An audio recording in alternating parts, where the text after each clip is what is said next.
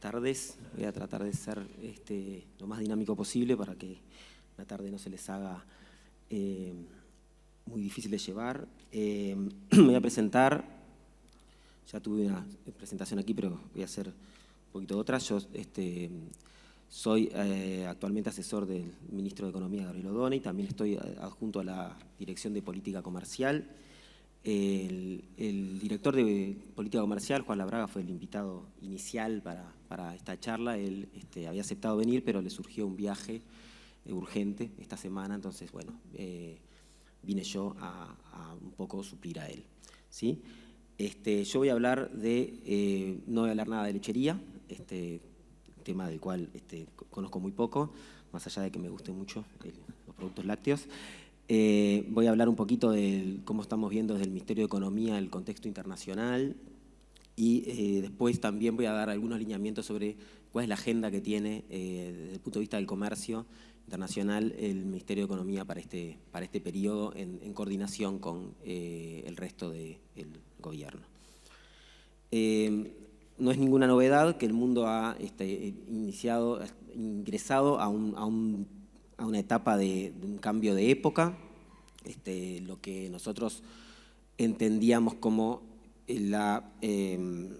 digamos, hay personas que están hablando de que se está terminando la segunda era de la globalización. Eso, bueno, habrá que verlo más adelante cómo se procesa, pero digamos, a partir de la salida de la posguerra se crearon un montón de instituciones para la coordinación de las políticas internacionales, entre ellas la política comercial, primero con el GATT, luego con la creación de la Organización Mundial de Comercio. Eso fue digamos, el elemento normativo clave para la globalización. Después hubo otro elemento que es el tecnológico, donde, por ejemplo, la containerización de la carga y el auge de las telecomunicaciones generaron, por otro lado, una reducción muy grande de los costos de comercial. Eso generó un mundo que generó una hiperglobalización que especializó mucho a los países, a nosotros especialmente en la venta de productos de recursos naturales, pero hay un montón de gente que se siente, sobre todo especialmente las clases medias de los países desarrollados, se sintieron un poco estafados con el resultado de esto y están dispuestos a votar personas que tienen una visión muy contraria a este modelo, ¿no? Entonces estamos ingresando en una era de una gran incertidumbre respecto de cómo va a ser digamos, el modo de relacionamiento de los países en el comercio, ¿sí?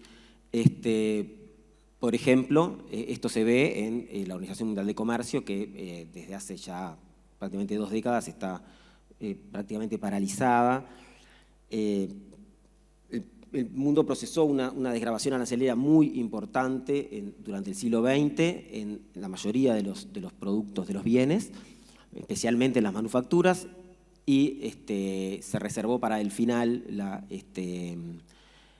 la apertura comercial en sectores agrícolas.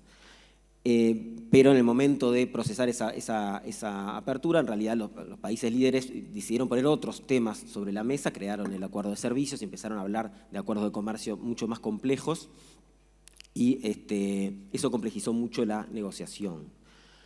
Ustedes saben, la Organización Mundial de Comercio se define las cuestiones se definen por consenso, digamos, la apertura entre todos se define por consenso. Dejó de haber un paquete que dejara conformes a todos. Por un lado, algunos países querían avanzar en asuntos como compras públicas, propiedad intelectual. Por otro, había otros países que legítimamente decían que todavía no se había completado el acceso a mercados en los productos que ellos eran de su interés, por lo tanto no estaban dispuestos a hacer concesiones en otro lado. Eso llevó a la parálisis del sistema mundial de comercio, al menos desde el punto de vista de su negociación, pero todavía quedaba el sistema de solución de controversias, que es como una especie de justicia de la Organización Mundial de Comercio, como si fuera la Suprema Corte de Justicia. Ahí se dirimían las disputas comerciales más importantes cuando los países establecían prácticas que eran consideradas negativas o contrarias a las reglas por otros. Bueno, eso también se empezó a desarmar a partir del 2017-2018, cuando Estados Unidos dijo que no iba a votar a ningún integrante de esos órganos, entonces lo vació a la Organización Mundial de Comercio de Justicia y por lo tanto tampoco sirve para dirimir las guerras comerciales. Eso quiere decir que si un país ahora se ve afectado por una medida de otro, puede ir a la Organización Mundial de Comercio, pero no va a tener finalmente una solución a su planteo. Por lo tanto, el mundo de las reglas, digamos, del comercio reglado, parece estar dando lugar al mundo de la discrecionalidad y las acciones unilaterales. Ese es un mundo donde los países pequeños como Uruguay, que son tomadores de reglas, no nos sentimos muy cómodos, porque además, para digamos, convencer al otro de que haga un cambio normativo, digamos, que yo considero que sea ilegal, ya no tengo más digamos, la doctrina que me dice que eso está mal, sino que lo que tendría que tener es una medida para poder amenazar al otro. Ese es el mundo en el que estamos viviendo ahora, entonces es de mayor incertidumbre en términos, por lo menos en el futuro, de cómo va a estar regulado el comercio. Además, una vez que digamos, se detuvo esta manera de establecer reglas en el comercio, se empezaron a crear políticas unilaterales cada vez más importantes y en particular hay, principalmente en Estados Unidos, pero luego también en otros países, un incremento de las prácticas proteccionistas. Primero empezó con la segunda administración de Trump con una amenaza de establecer una especie de cambio de principio y establecer el principio de reciprocidad, en el sentido de que yo voy a tratar a los otros como me tratan a mí. Esto llevó a plantear aranceles bilaterales para cada uno de los países en función de los déficits comerciales en bienes. Eso generó que cada país tuviera un arancel diferente digamos, en su acceso a Estados Unidos, algo que desde el punto de vista de la administración de ese sistema es impracticable. No puede la administración de Estados Unidos realmente determinar si no me están haciendo triangulación, ¿no? Si no están usando países donde tengo aranceles más bajos para ingresar al mercado estadounidense. Como no se puede en realidad prácticamente, digamos, desde el punto de vista práctico, hacer eso, finalmente Estados Unidos cambió y lo que estableció fue un arancel fijo de 10% para todos los productos, sin importar si son insumos o si son bienes de consumo, sin importar si había acuerdos comerciales o no había acuerdos comerciales, es como que a todo le subió 10%, y inició, sí, una guerra comercial abierta con China, donde tuvieron una escalada arancelaria, finalmente ahora están en aranceles del entorno del 40%. Entonces el mundo que tenemos hoy, el estado actual de la guerra comercial, es con todo el mundo con un acceso un poco más difícil al mercado de Estados Unidos, pero parejo, y con China sí viéndose perjudicado y al mismo tiempo China también replicando la misma medida con Estados Unidos. Es bastante difícil predecir cuál es el efecto de eso sobre la oferta de los países, digamos, ¿no? Hay un efecto directo que no es difícil de establecer, que indica de que no ha cambiado demasiado el acceso al mercado de Estados Unidos. En la medida que todos los competidores cambiaron de la misma manera, no es tan diferente, salvo en el margen respecto a los productores locales. Pero en realidad hay un efecto indirecto de esas medidas que está relacionado con la reconfiguración de las cadenas de suministro, que es, por definición, impredecible, ¿sí? ¿Por qué es impredecible? Bueno, porque digamos, las nuevas medidas de política comercial generan acciones cruzadas de productores en terceros mercados, ¿sí? Por ejemplo, las exportaciones de Estados Unidos, que ahora ya no pueden entrar a China por el arancel que los chinos pusieron a Estados Unidos, pueden volcarse en otros mercados donde Uruguay compite. Entonces ahí Uruguay se podría haber perjudicado. Pero por otro lado, también Uruguay podría ingresar a China productos que antes eran comprados a Estados Unidos, entonces ahí Uruguay se ve beneficiado. Bueno, el juego de eso no es evidente y va a haber toneladas de análisis sobre eso, pero todos van a ser dentro de un tiempo. Entonces eso no se puede saber. Nosotros no estamos viendo hoy turbulencias grandes en nuestro sector exportador directamente involucradas por el acuerdo. Todavía tenemos incertidumbre en el sector forestal porque es un sector que Estados Unidos se reservó todavía, está estudiando qué es lo que va a hacer en ese sector. Las señales eran de que quiere reforzar la producción nacional de madera, por lo tanto no serían buenas noticias, pero como también ha habido muchas idas y vueltas en el tema, tampoco podemos asegurar nada respecto de ese sector.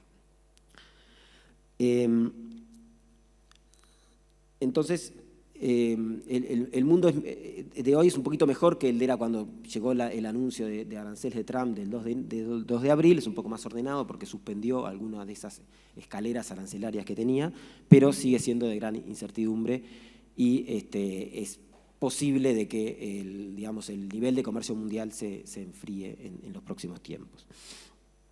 Además, se está iniciando una tensión con la Unión Europea, donde también amenazó con aranceles altos a Estados Unidos, pero como la Unión Europea no le replicó de la misma manera que le replicaba a China, finalmente quedó como un poco todavía estudiando qué relación va a tener con los europeos Estados Unidos, ¿sí? Pero también ahí hay una relación muy tensa.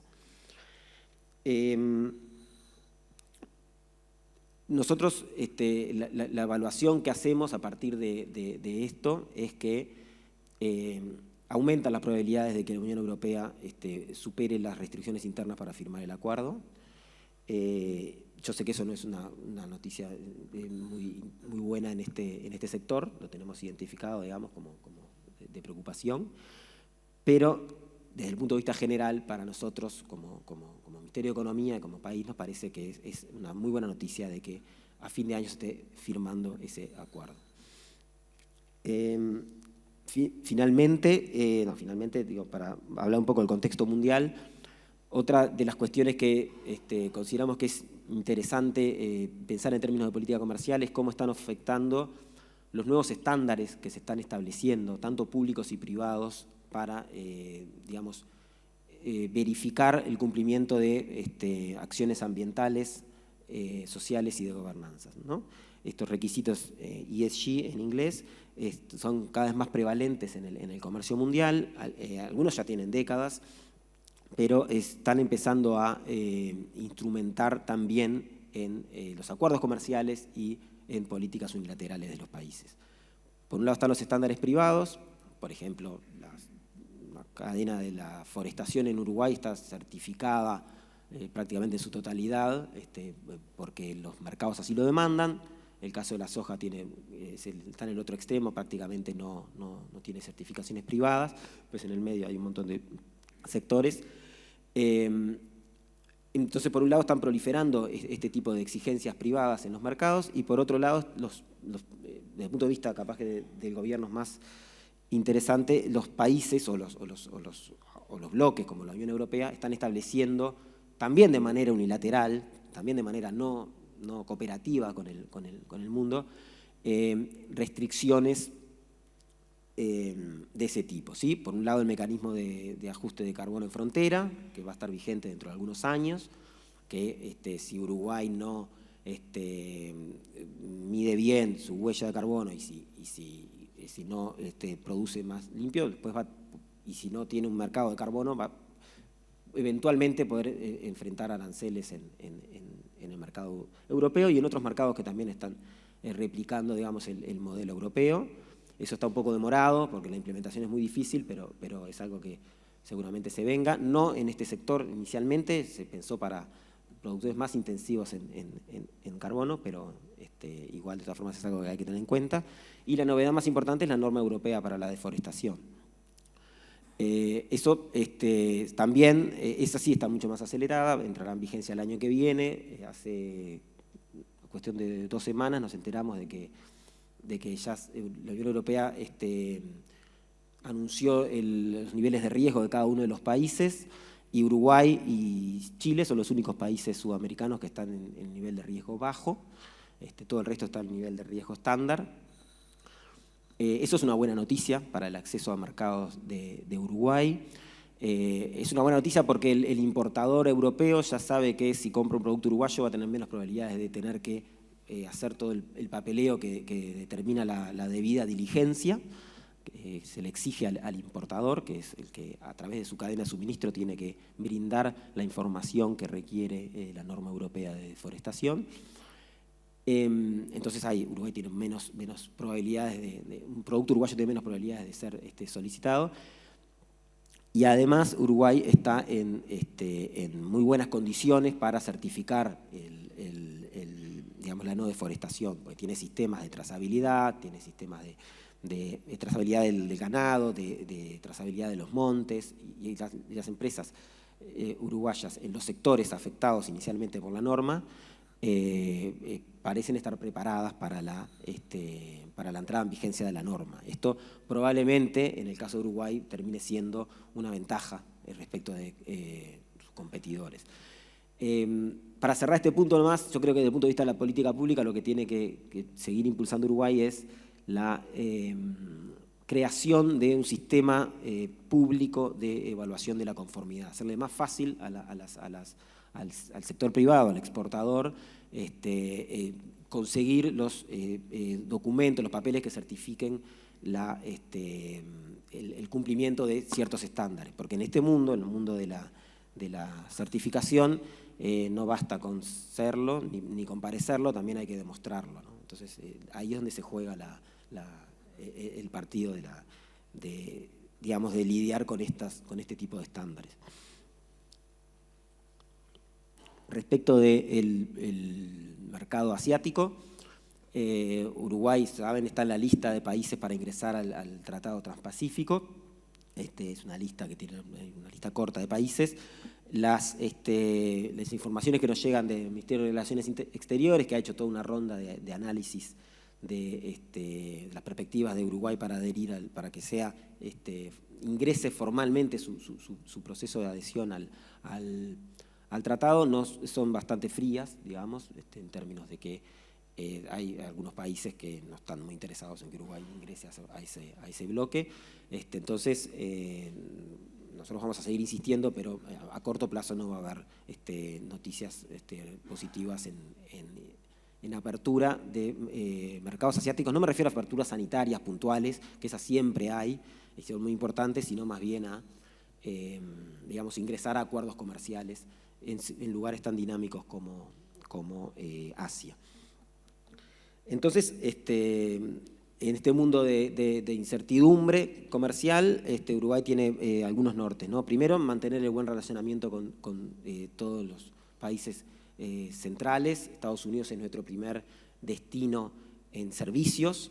Las empresas de servicios principalmente venden a Estados Unidos. La Unión Europea es nuestro primer origen de la inversión extranjera, que es central también para nuestro crecimiento. Asia, y en particular China, es nuestro primer destino en bienes. Y el Mercosur también es muy importante en una serie de productos diversificados y servicios también en la región. Entonces, nosotros en ese sentido vamos a tratar de no dar señales en este mundo tensionado de que puedan ser interpretadas como animosidad de Uruguay hacia alguno de estos mercados. Más brevemente, en términos de relaciones internacionales, Uruguay firmó un acuerdo con Singapur que va a tener que ser, va a ser ingresado al Parlamento en este año y va a ser ratificado. Esto es importante sobre todo para los servicios, pero bueno, también es una señal. Bueno, va a tener, ya dije, en el caso de que la Unión Europea dé el paso de aprobarlo en el Consejo Europeo, enviar al Parlamento para su ratificación el acuerdo con la Unión Europea. Nosotros ahí entendemos de que es una oportunidad no solo para acceder al mercado europeo, sino también para perfeccionar un montón de cosas que en el Mercosur no están funcionando bien. Los acuerdos externos nos disciplinan en un montón de prácticas que estamos muy desactualizados en el Mercosur en materia de procedimientos de comercio exterior. También está muy avanzada el cierre de negociaciones con un acuerdo con el EFTA. El EFTA son los países europeos que no forman parte de la Unión Europea. En particular son Suiza, Noruega, Islandia y Luxemburgo. No, Luxemburgo no, Liechtenstein, perdón. Ahí sobre todo Suiza y Noruega son los dos más importantes. Este es un bloque que negocia en conjunto, siempre viene después de la Unión Europea. Bueno, están muy interesados en terminar el acuerdo, entonces se van a abrir el mercado noruego y el mercado suizo. Y Emiratos Árabes también, ¿no? Ayer recibimos al embajador de Emiratos Árabes en Buenos Aires y también es una negociación que tenemos expectativas de que se cierre este año. No quiere decir que entre en vigencia, eso siempre demora un tiempo más, pero nos permite un hito que es ingresar con un acuerdo comercial al mundo árabe. Tenemos un acuerdo con Egipto en realidad también, pero va a ser más profundo y más moderno. Y a partir de ahí probablemente también mover algunos mercados en esa zona, que es una zona clave para las exportaciones de algunos de nuestros productos más importantes. Después, en materia de la región, Uruguay tiene un protocolo el Mercosur tiene un acuerdo marco con Panamá. A partir de ahí va a haber una negociación bilateral con Panamá, y también va a iniciar probablemente un acuerdo. Hay voluntad, pero bueno, se tienen que terminar de definir los términos de referencia. Va a iniciar negociaciones con El Salvador, ¿sí? Entonces ahí también va a haber algunas posibilidades en otros mercados que también son de interés de algunos sectores del Uruguay. Más allá entonces de la política comercial externa, nosotros estamos tomando la agenda de política comercial también como una oportunidad para mirarnos a nosotros y mejorar la manera en que nosotros manejamos nuestra política comercial doméstica, ¿sí? A veces nosotros usamos la parálisis del Mercosur como nos ha servido un poco como un placebo, o la crítica, digamos, a los vecinos, pero en ese contexto igual hay muchas cosas para hacer en materia doméstica, en materia de política comercial, que van a tener un resultado sobre la competitividad. Nosotros actualmente se revitalizó la Comisión Interministerial de Asuntos de Comercio Exterior, ya hubo 2 reuniones. Esta comisión, digamos,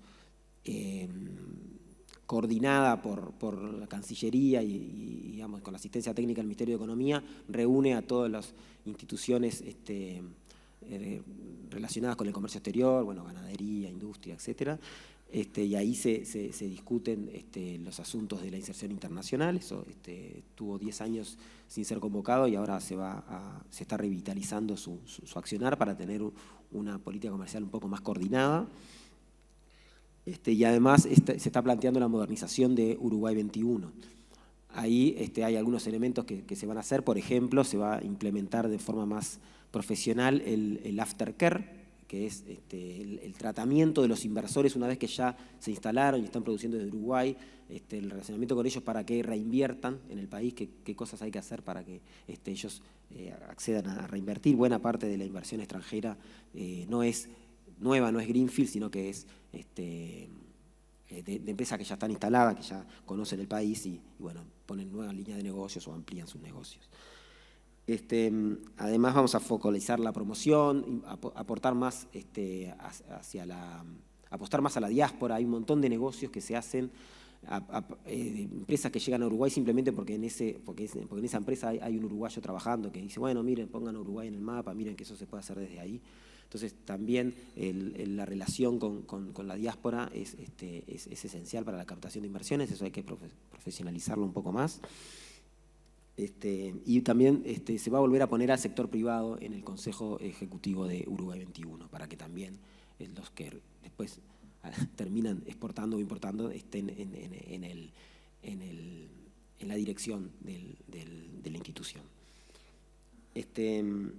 Y finalmente yo me voy a referir a un conjunto de una agenda, mejor dicho, que es explícita, liderada por el Ministerio de Economía, digamos, muy impulsada por el actual ministro, que puso a un grupo a trabajar, entre los cuales me incluyo, donde vamos a hacer una agenda de estudio de las regulaciones que afectan al clima de negocios y la competitividad en Uruguay. En ese contexto hemos hecho una serie de reuniones bastante larga con, por ejemplo, todas las cámaras empresariales, con las consultoras que son profesionales, digamos, de la captación de inversiones y trabajan con empresas inversoras. Entonces conocen de primera mano cuáles son los cuellos de botella más grandes para la inversión en Uruguay. También estamos en contacto con algunos think tanks que han puesto el tema de la regulación arriba de la mesa. Y bueno, también con actores del sistema político que también han hecho iniciativas parlamentarias que van en esta dirección. Entonces nosotros, a partir de un relevamiento que empezamos desde el primer día de marzo, pero que estamos ya en una etapa bastante madura, hemos identificado un montón de cuestiones para ajustar en términos de procedimientos. El fundamento de esto es que digamos que la competitividad, las dificultades de competitividad de Uruguay no obedecen a un factor o dos, sino que son una colección de pequeños elementos que hacen que no sea la exportación no sea lo diversificada y grande que tendría que ser, el abastecimiento doméstico sea bastante engorroso también de realizar, las inversiones se ejecuten en tiempos más lentos de lo que están previstos, o se inhabiliten. Entonces, no es una agenda que haya una bala de plata que vayas a resolver el tema de la competitividad, sino que se trata de ir haciendo algunos avances que pueden parecer pequeños, pero que sumados seguramente sean una buena noticia para exportadores, abastecedores del mercado doméstico, inversores, en general productores. ¿Sí? Ahí yo, por supuesto que quedo a disposición. Bueno, Mercedes tiene mi contacto, si no, yo acá no lo dije, pero si ustedes tienen también cosas para aportar en esa agenda, yo encantado que los recibo y tomo nota de ellas y después los ponemos en la agenda de trabajo. En ese sentido, nosotros no voy a hacer ningún anuncio acá, porque bueno, los va a hacer el ministro de Economía la semana que viene, algunos de ellos, pero les voy a contar un poco algunas de las cosas en las que estamos pensando y trabajando. Lo primero que vamos a empezar es por el Ministerio de Economía, dado que somos MEF, tenemos que empezar por casa y ahí vamos a revisar todos los procesos de presentación de proyectos a la COMAP. Eso tiene un nivel de retraso enorme y de dificultades muy grandes para efectivizar los beneficios de la promoción de inversiones. Lo mismo también con el área de zonas francas, para las actividades que se hacen en zonas francas vamos a hacer menos engorrosos esos trámites. También vamos a atender cuestiones de DGI y de aduana. ¿Sí? Pero luego, además de eso, estamos impulsando una agenda que es un poco más compleja porque es interministerial. Entonces hay muchas de las cosas, por ejemplo, de ganadería que nosotros vamos a estar impulsando, pero en realidad con los colegas de los distintos ministerios tratando de, digamos, poder de alguna manera no desregular, nosotros no venimos con un mandato de desregular, sino que se trata de cambiar la calidad regulatoria, ¿sí? Manteniendo el mismo bien público que se quiere preservar o la misma naturaleza de la intervención, objetivo de la intervención, tratar de que el procedimiento por el cual se está regulando algo termine siendo menos engorroso para los empresarios, ¿sí? Por ejemplo, vamos a eliminar algunos certificados, vamos a sustituir algunos papeles por declaraciones juradas, estamos estudiando cuáles son los primeros que vamos a hacer con eso, pero es uno de los objetivos que tenemos. Vamos también a digitalizar, nosotros tenemos en Uruguay la Ventanilla Única de Comercio Exterior, la BUCE, que es una herramienta de digitalización de trámites de comercio exterior que es muy exitosa, que tiene una agenda enorme, porque todavía quedan un montón de procedimientos de comercio exterior que no están digitalizados, que son todavía en papel. Es una agenda que depende mucho de la voluntad del regulador, de cuánto va a interactuar con la ventanilla única. Bueno, nosotros ahí vamos a impulsar para que más cuestiones ingresen en esa plataforma. Vamos a crear a impulsar, ya está creada, pero vamos a impulsar la ventanilla única de inversiones, que es parecida a la ventanilla única de comercio exterior, pero pensada en centralizar los procesos que hacen a la inversión para un determinado sector. Entonces vamos a tratar de que ese proceso también sea a través de una ventanilla única. Eso tiene muchísimo ahorro de trámites y de tiempo para las empresas. También vamos a atacar una cosa que es previa al proceso de exportación, que es el registro de productos. Vamos a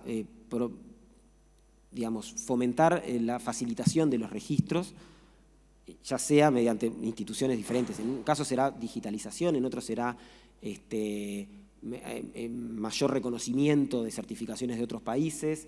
Depende un poco cuál es el caso, pero hay un montón de instituciones que requieren el registro de empresas y de productos. Esto es un trámite muchas veces engorroso. Si ustedes alguna vez quisieron registrar un insumo agropecuario, saben que es un proceso que lleva años. Entonces también vamos a tratar de que esa parte sea más sencilla. El racional atrás de eso es que si es más fácil, también hay más abastecedores y se terminan, también hay más competencia en los mercados y se termina probablemente abaratando el costo de los insumos. También vamos a revisar algunas tarifas, o sea, ya yendo a algunos costos que tienen los exportadores y los importadores con afectaciones específicas de no rentas generales, que son impuestos, sino otro tipo de instituciones paraestatales. Vamos a revisar algunas de ellas para que, porque creemos que es tiempo de reformular algunas. Vamos a revisarlas.